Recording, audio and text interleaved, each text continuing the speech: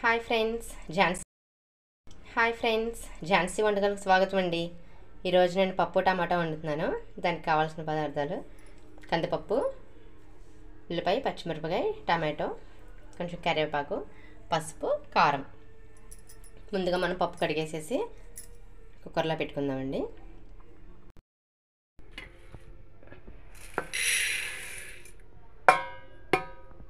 దీన్ని శుభ్రంగా కడిగేసేసి టమాటో, ఉల్లిపాయ కట్ చేసి వేసుకుందాం. పప్పు కడిగేసానండి. ఇప్పుడు టమాటా అవి కూడా కడిగేసి కట్ చేసుకుందాం. మనం పప్పు టమాటా కొంచెం ఎక్కువ వేసుకుంటేనే బాగుంటుందండి టేస్ట్.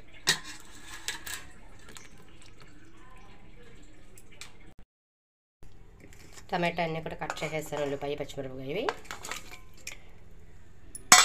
వేసేసుకుని కొంచెం పసుపు వేసుకుని, కారం 2 స్పూన్స్ కారం వేస్తున్నానండి. నేను చింతపండు పప్పు ఉడికిన తర్వాత ఇప్పుడు వేస్తాను. కొంచెం వాటర్ పోస్తాను.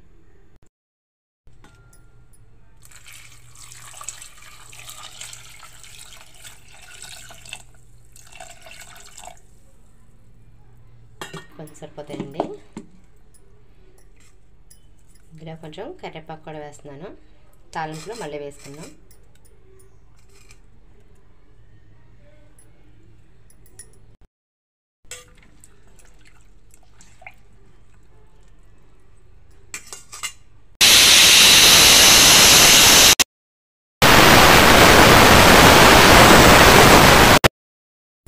ఓకే ఫ్రెండ్స్, ఇప్పుడు మనం తోటకూర ఫ్రై చేసుకుందాం.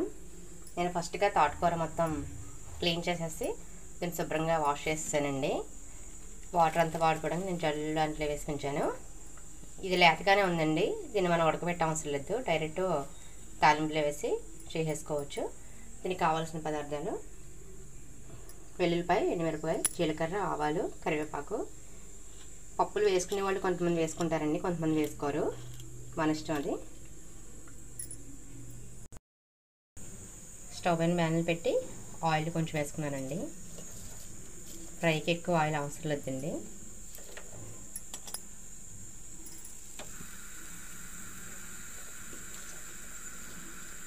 తోటకూరకి ఆయిల్ ఎక్కువ అసలు పట్టదండి.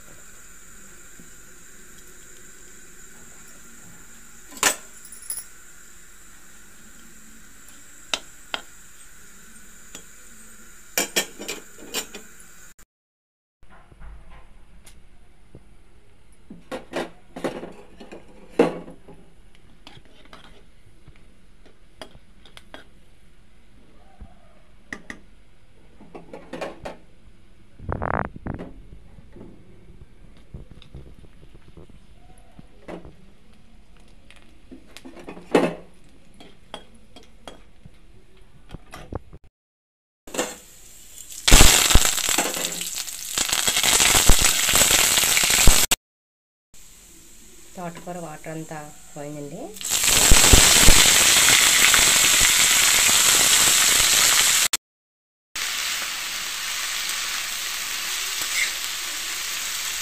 కొంతమంది తోటకూర ఉడకబెట్టేసి గట్టిగా వాటర్ పిండేసి డైరెక్ట్ వేసుకుంటారండి. అలా కంటే మనకి లేతగా ఉన్న తోటకూర తీసుకుంటే ఇలాగే బాగుంటుందండి. విటమిన్స్ అన్నీ కూడా తోటకూరలో ఉంటాయి. దీంట్లో కొంచెం పసుపు వేసుకొని సాల్ట్ కూడా వేసేసుకొని మనం మగ్గ పెట్టుకుందామండి. సాల్ట్ కొంచెమే పడుతుందండి. సాల్ట్ తర్వాత చూసుకుని వేసుకుందాం.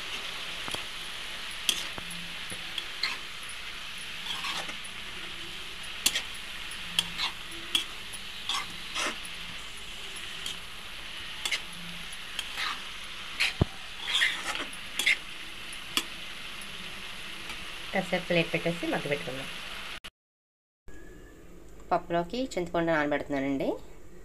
ఇది నానేలోపు కొంచెం మళ్ళీ మనం పప్పు విజిల్ తీసి చూసుకుందాం. పుల్లగా ఉంటే కొంచెం చింతపండు సరిపోతుంది. మన పులుపు పెట్టి చూసుకుని వేసుకుంటే చాలు. పప్పు అయిపోయిందండి. ఇప్పుడు మనం ఇందులో వాటర్ కొంచెం తీసేసి పప్పు కొద్దితో కలుపుకుందాం.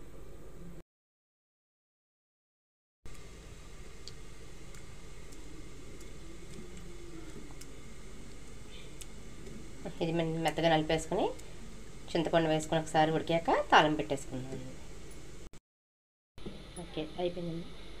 పప్పు బాగా మెత్తగా అవి కంటే ఇలా కొంచెం పలుకులు పలుకులుగా ఉంటేనే పప్పు టేస్ట్ బాగుంటుంది. కొంతమంది ఏంటంటే బాగా మెత్తగా చేసుకుంటారండి, కానీ పప్పు టమాటాకి కొంచెం ఇలా పలుకులుగా ఉంటే బాగుంటుంది. ఇప్పుడు చింతపండు కూడా పోసేసుకుందాం.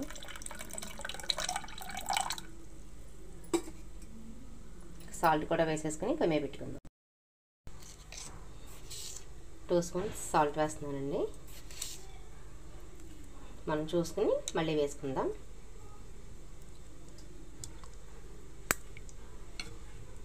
ఒకసారి స్టవ్ మీద పెట్టేసి ఉడకనిచ్చాక తాలింపు పెట్టుకుందాం. ఇది స్టవ్ పై పెట్టానండి. ఇది ఉడికేలోపు కొంచెం మనం పప్పు తాలింపుగా తీసుకుందాం. తోటకూర ఫ్రై కూడా వేగిపోతుంది. కొంచెం మగ్గిన తర్వాత కారం కొంతమంది వేసుకుంటారండి, కొంతమంది వేసుకో అవసరం లేదు. నేను కొంచెం ఎండుమిరగాయలు వేసాను కదా, కారం అవసరం లేదండి. పప్పు తాలింపులు తీస్తానండి. జీలకర్ర, ఆవాలు, కరివేపాకు, ఎండుమిరపకాయ, ఎల్లుల్లిపాయ కూడా ఉడికిపోయింది. మనం తాలింపు పెట్టేసుకుందామండి.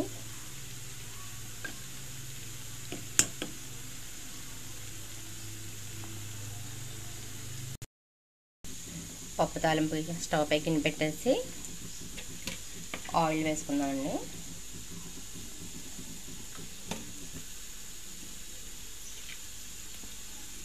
పప్పు తాలింపుకి కొంచెం ఆయిల్ ఎక్కువ వేసుకుంటేనే బాగుంటుంది.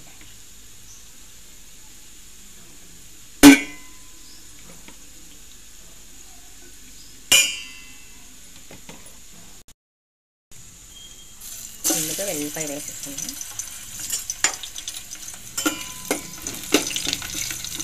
కొంతమంది పప్పులు కూడా వేసుకుంటారండి తాలింపులకి, శనగపప్పు, మినపప్పు అవన్నీ. నేను అవన్నీ వేయట్లేదండి.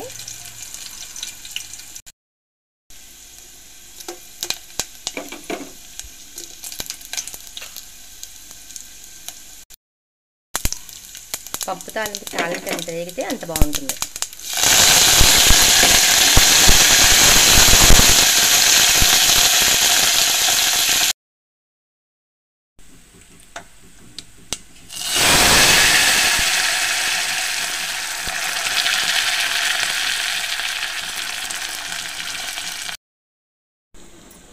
ఓకే ఫ్రెండ్స్, పప్పు అయిపోయింది. దీన్ని మనం పక్కన పెట్టేసుకుని ఫ్రై కూడా ఎక్కడి వరకు వచ్చిందో చూద్దాం. ఫ్రై కూడా అయిపోయిందండి, బాగా మగ్గిపోయింది.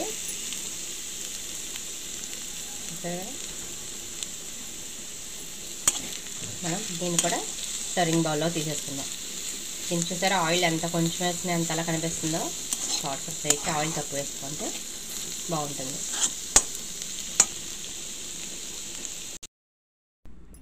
ఓకే ఫ్రెండ్స్, చూసారుగా పప్పు టమాటా తోటకూర ఫ్రై.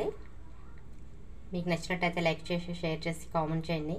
పక్కనున్న బెల్ ఐకాన్ కొట్టడం మర్చిపోకుండా ఫ్రెండ్స్ ప్లీజ్.